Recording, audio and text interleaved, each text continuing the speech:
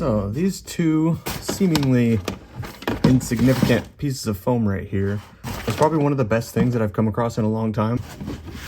Now these were shown to me a few years ago by a friend of mine, and essentially what they do essentially works to help keep your sled cover from tearing. When you have the sled cover on your sled and it's rubbing up against the railing right here, it has the potential to actually tear your cover. It's basically free, it's easy to do, so I'm going to show you how to do it.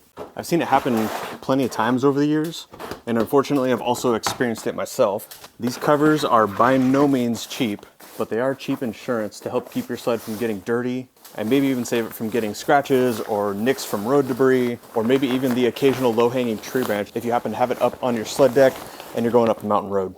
Now yes, these are the foam rail covers that normally come with a new Polaris. They're normally just zip tied to the rail on either end from the factory. But if you bought your sled used, you can probably just walk into a dealer to see if they have a few laying around that they were going to throw away, or even ask a friend that bought his sled new to see if he still has them and isn't using them. Or you might even be able to use a pool noodle, but you'll have to cut it in half, and that just might be a little bit more work that way. So to keep them attached to the rail so they obviously don't fly off, I'm going to show you how to make a set of your own.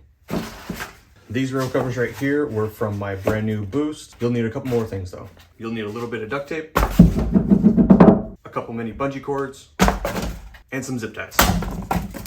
Unfortunately, I had to refilm the whole thing. You can see that I completed that one, so we're just gonna do it again real quick. So what the duct tape is doing essentially is just giving a little bit of support to the foam itself to keep the bungee cord from rubbing through the foam. So we're just gonna apply our duct tape,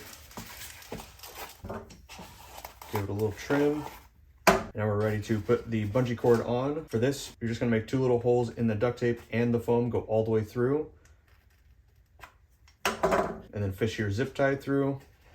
It might be a little bit tricky getting it through to see the hole on this side. It might take a minute to fish it through there, but then we're just gonna tighten our zip tie down. You don't need to over tighten this, just keep it snug so that it holds the bungee to the foam. We don't want to tighten it too much to where the zip tie starts to basically cut through the foam, and then we're just gonna trim the zip tie. Then wrap it around, do the same thing to the other side. And then repeat for all four. Obviously, that one's already done.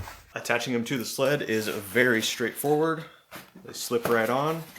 And you can adjust it back and forth however you want to go. I typically go right about here, since this is the spot where the cover is most likely going to rub on the rails, and it gives you nice coverage all the way down to the bottom here. As far as attachment points for the bungee cord, I'll typically just run one up to the top here, like that, and another just kind of up and over, like that, and it holds on there pretty nicely. You can adjust however you want, but it should stay on there pretty nicely. And then you're all set, simple as that. These are really gonna help to keep your sled cover from tearing, and you could even leave these on while the sled is in the garage to keep from potentially rubbing up against it and either tearing your pant leg or anything like that. All right, that's all I've got for you guys today. If you like the video, hit subscribe. Don't forget to turn on notifications, and we'll see you next time. Thanks.